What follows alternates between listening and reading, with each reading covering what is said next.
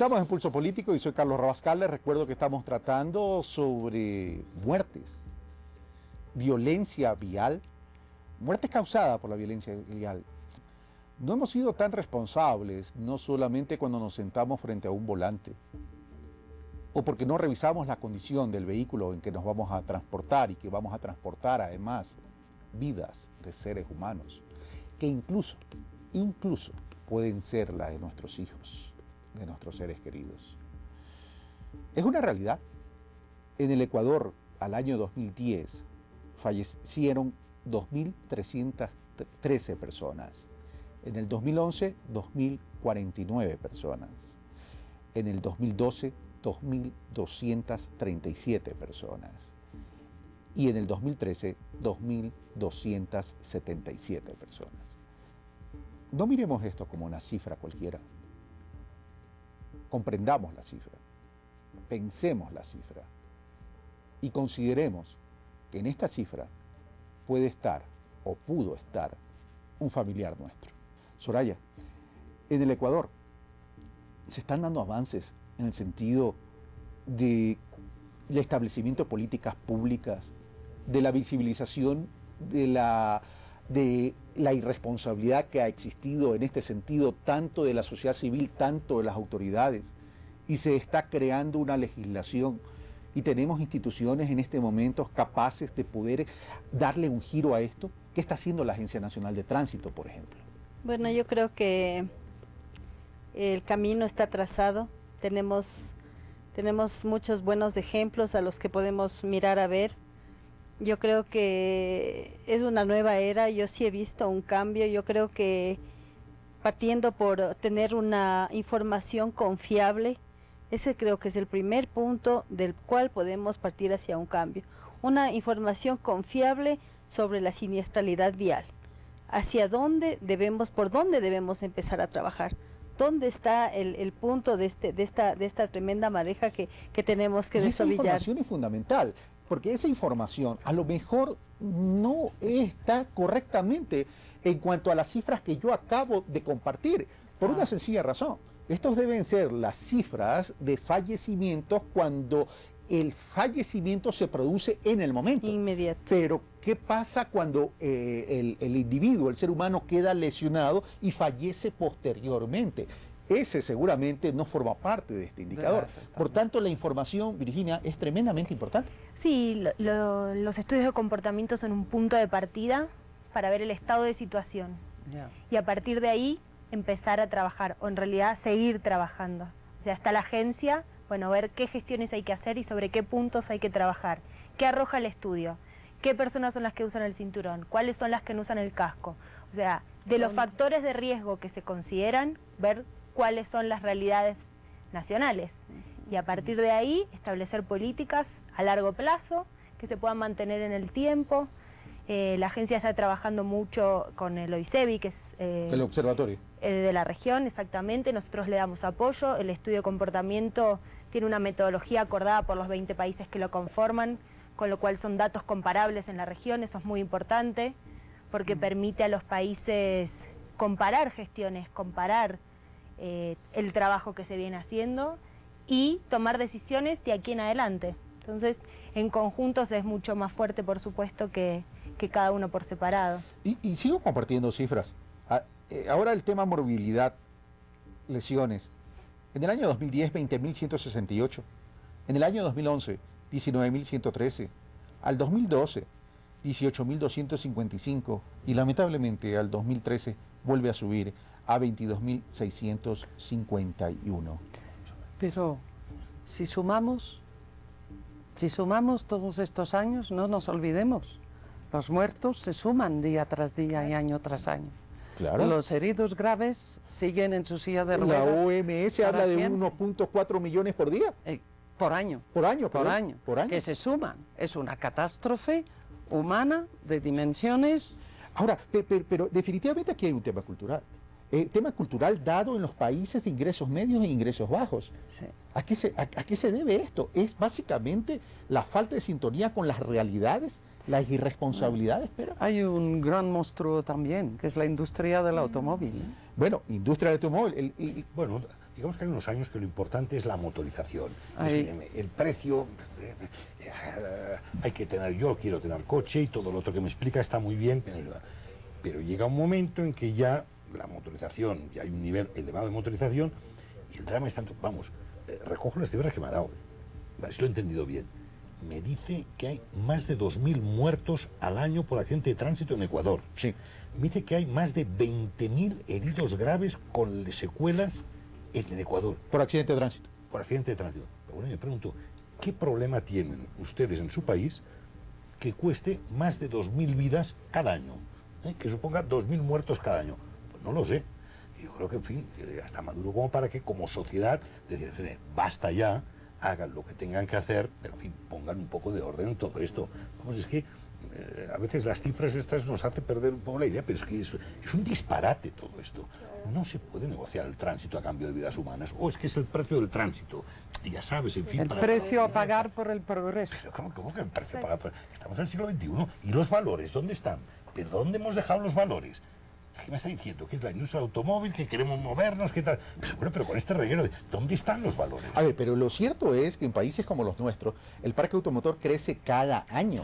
Y el tema es que crece cada año y ponemos esto como un envase, ponemos más automotores en un mismo espacio, kilómetros cuadrados, que son las ciudades. Ya. Sí, Tenemos que construir tenemos que cambiar la conceptualización de las ciudades. Bueno, sí, han sido pensadas, claro, han sido pensadas en el auto, en el automóvil y no en las personas. Entonces, a partir de ahí... Exacto, ella lo ha dicho. Antes el protagonista, cuando se hablaba de circulación, el protagonista era el automóvil. Hay que pasar al nuevo modelo, que es de movilidad. El protagonista es el ciudadano con las diversas formas de desplazarse. Y todo el mundo ha descubierto que primero hay que dar prioridad a los no motorizados, al que va a pie, el peatón, el pobre peatón. Que son los más vulnerables, en definitiva. Son los más vulnerables. Luego, pues bueno, luego habrá que priorizar, desde luego, al transporte público por delante del transporte privado, Dios mío. Y al final quedará el automóvil. Pero que no podemos hacerlo todo en función del automóvil. Pero qué disparate es este. Correcto. Veamos y vamos a seguir conversando esto. Veamos un reportaje que nos ha preparado Carlos Andrés Núñez y regresamos. Imágenes como esta suceden en diferentes lugares del Ecuador a diario. En casi todas las ocasiones quedan las huellas de la muerte y el dolor. Los accidentes de tránsito son un problema mundial. Frente a esto, la Asamblea General de las Naciones Unidas proclamó entre el 2011 y el 2020 como el decenio de acción para la seguridad vial, con el fin de reducir las cifras de víctimas mortales en accidentes de tránsito en el mundo.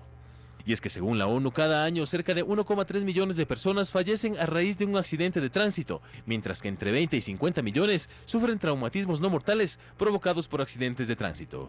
Si el 95% de los siniestros de tránsito en nuestro país son de responsabilidad individual, el 95% de la solución está en esa misma responsabilidad individual, es decir, está en la persona. El informe también advierte que si no se adoptan medidas inmediatas y eficaces, los traumatismos se convertirán en la quinta causa mundial de muerte, con unos 2,4 millones de fallecimientos al año.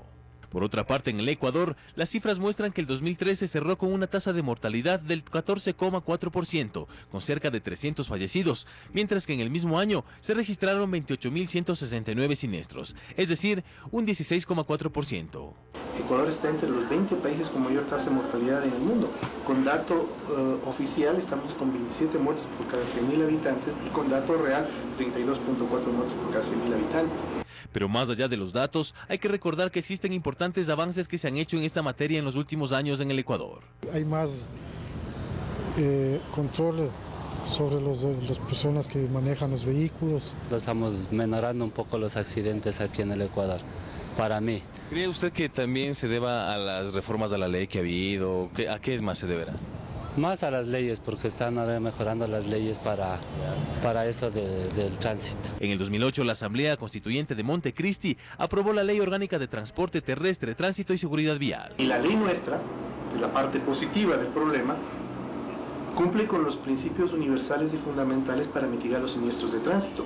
Mientras que en el 2011 se aprobaron varias reformas para que los gobiernos municipales asuman enteramente las competencias de tránsito. En el momento en que los gobiernos autónomos descentralizados asumen la competencia en transporte, en tránsito y en seguridad vial, lo que están asumiendo es un gran problema. Un problema que no ha sido resuelto en 50 años. Se trata de un problema mundial que, según el mismo informe de las Naciones Unidas, también tiene consecuencias económicas, pues las colisiones de vehículos de motor cuestan entre el 1 y el 3% del Producto Interno Bruto de cada país. Carlos Andrés Núñez, Pulso Político.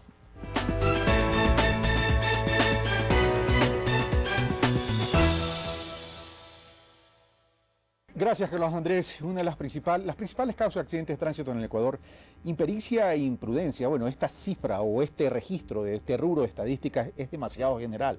Habría que determinar qué es impericia y qué es imprudencia, porque cambiarse de vía sin tomar las precauciones, en el caso, o invadir una vía, eso podría ser impericia. Otra causa es el exceso de velocidad. El otro tema es el exceso de alcohol. El exceso de alcohol. En Colombia existe el tema del conductor elegido cuando uno va a una reunión social. En Argentina también. En Argentina también. Conductor designado. Sí. Conductor designado, elegido, en Europa etcétera, etcétera. También. En Europa también. ¿Qué pasa que en el Ecuador no lo hay?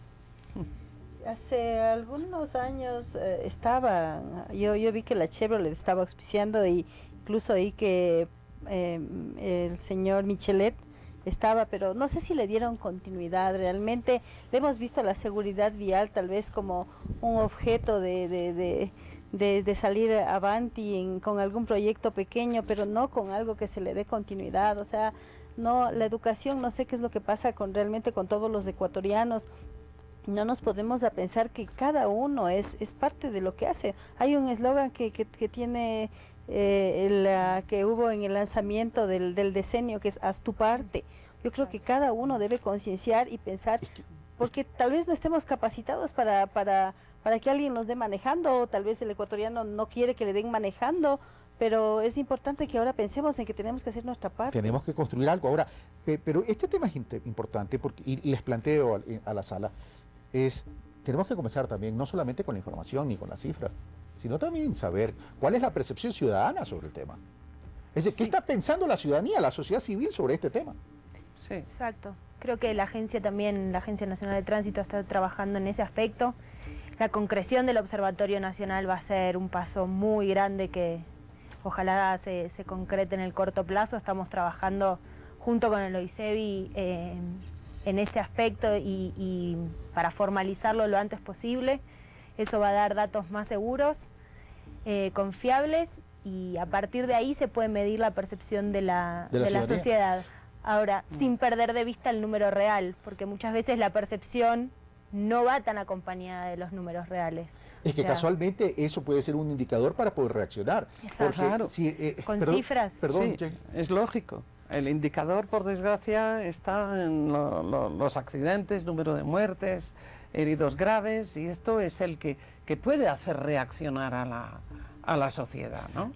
Así es, definitivamente, porque la percepción de la ciudad no está acorde con lo que dicen los indicadores. Entonces, la sociedad casualmente no se empodera del tema porque tiene de alguna u otra manera mensajes equivocados. Claro, ahí está, donde el mensaje tiene que ser real, de cifras reales, ¿no? Para poder empezar a... Pondré un ejemplo.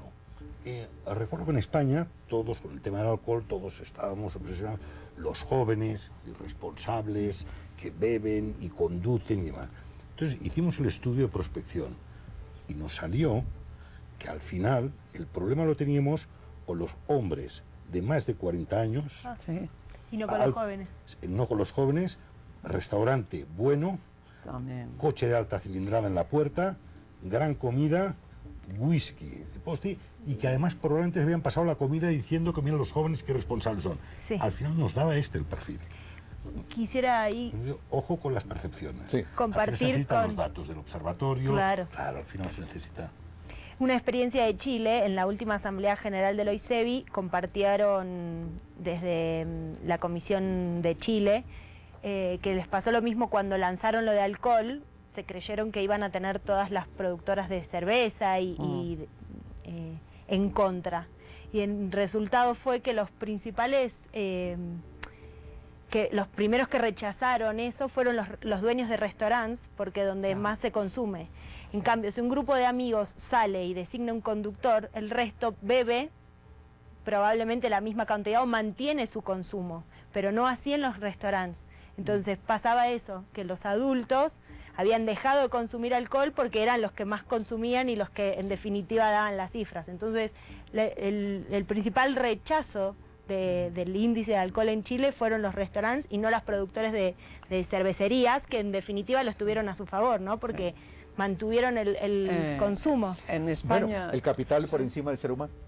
Sí, en España ahora con los controles de alcoholemia que son muy importantes y hay una concienciación de que el que bebe no conduce, ¿no? Es decir, en los restaurantes se consume menos vino y si abren una botella de vino y en esa botella pues solo se ha consumido la mitad, porque eso sí sabemos que comiendo o cenando un vasito de vino no pasa nada, no da positivo en el control, entonces el restaurante te deja llevar la botella medio vacía a tu casa, ¿no? Es decir, que empieza a haber... Claro, síguela en tu casa. Exactamente, sigue bebiendo en tu casa. Pero estoy seguro que se hace una encuesta aquí en Ecuador, el 100% condenarán el manejar habiendo bebido alcohol, pero vamos, traído. Es más, si dan al gobierno que sea más duro para aquel que maneje bebiendo alcohol.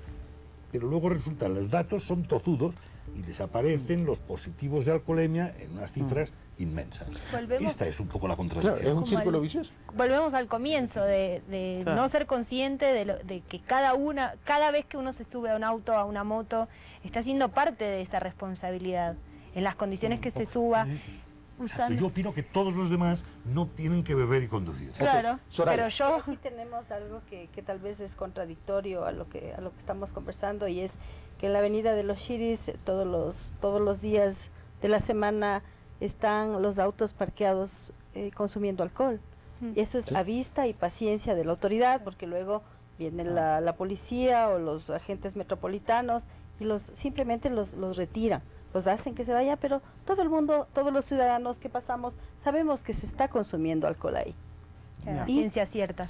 Ahora, nos queda ya seguramente poco tiempo, pero quisiera preguntarte la experiencia en España. O sea, ¿cuál fue 10 minutos me queda, ¿cuál fue la varita mágica? Porque, hablando metafóricamente, porque esto no fue de varita mágica. Primero, prioridad política, que se pone de manifiesto en que aparece en el programa de los partidos políticos por primera vez la seguridad vial, y los medios de comunicación empiezan a hacer debates cuando vienen elecciones, llamando a los partidos qué propuestas tiene usted para luchar contra los accidentes de tránsito. Uno. Segunda, probablemente la creación del Observatorio Nacional de Seguridad Vial, que era el ente que representaba institucional, que centralizaba la política de seguridad vial. Antes quedaban dispersas las responsabilidades. Tercero, colocar a las víctimas en el centro de la política de seguridad vial. Ya no era que lo dijera el director de tránsito, tal, no, solo eran las víctimas las que expresaban, decían, pedían y marcaban el camino con su autoridad moral. Cuarto, concienciación. Concienciación quiere decir algo así como que nadie era consciente de la magnitud del drama. Y empezamos también a salir, pues cada fin de semana se salía diciendo, mire, este fin de semana, el año pasado, 75 muertos. De todos depende que el lunes haya bajado o no haya bajado. Lo que único que podemos hacer es explicarlo. Llegaban las Navidades o Semana Santa, recuerda la campaña de Semana Santa. Escúcheme, que hicimos un spot diciendo, una encuesta, ¿usted piensa matarse esta Semana Santa? ¿Pero qué pregunta? Y pues mire, más de 100 personas van a dejar la vida esta Semana Santa, intentando concienciar de la magnitud de la catástrofe.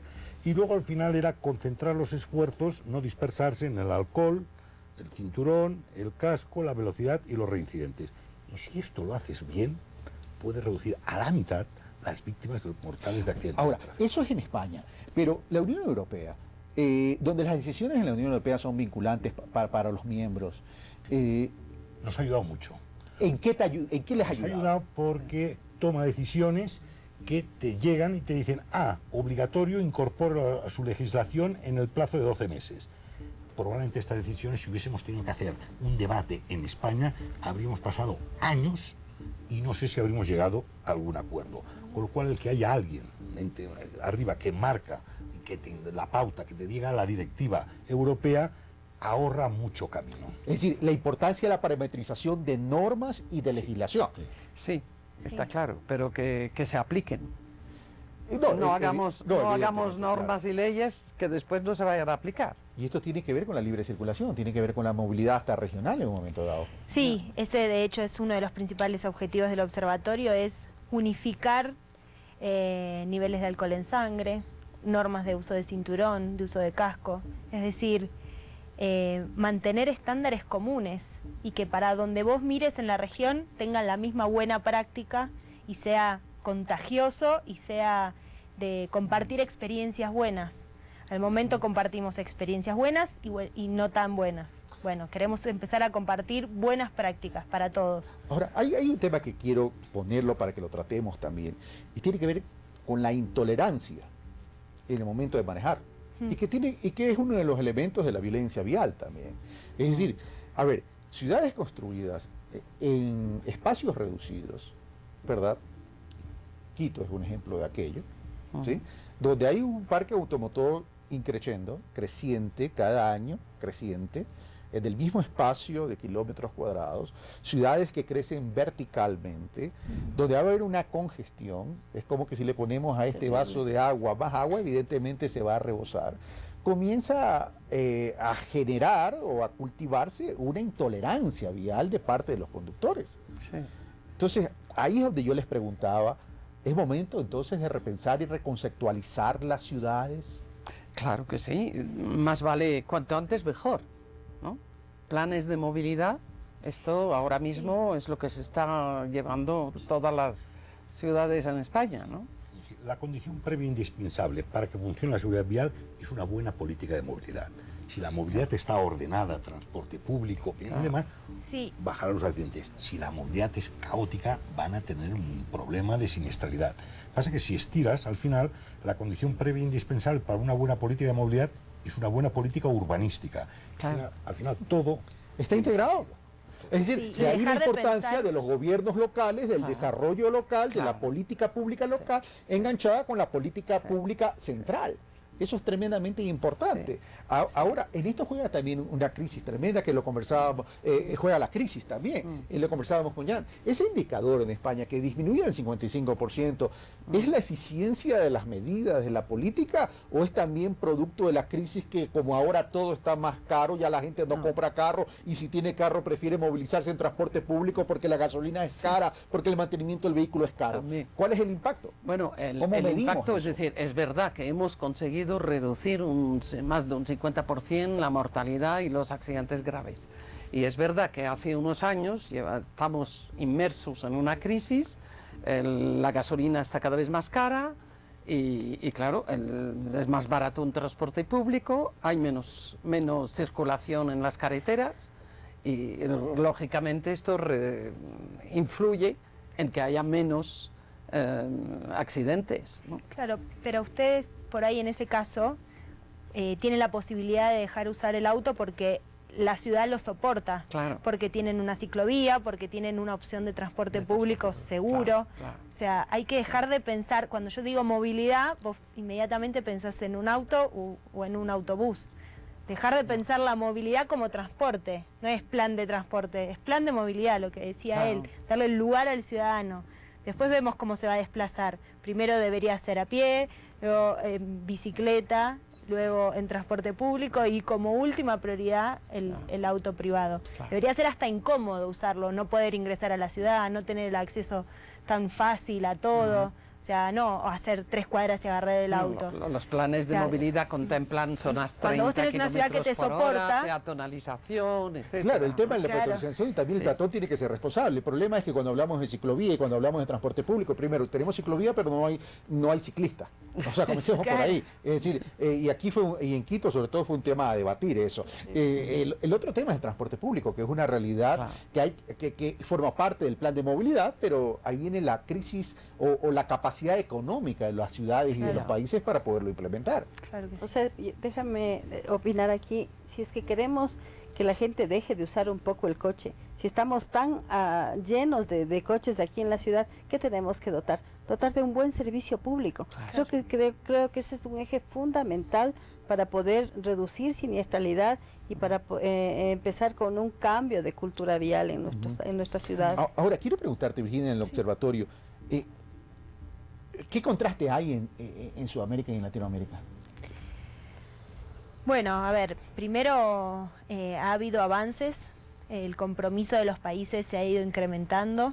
Nosotros tenemos la suerte de reunirnos 2 veces al año, una a un nivel más político donde se toman las decisiones que van a hacerse y los compromisos que se asumen para ese año, y después hay un encuentro de coordinadores de datos, que es una parte más técnica, que es donde se evalúan los datos obtenidos y donde se intenta instaurar la creación de observatorios en todos los países.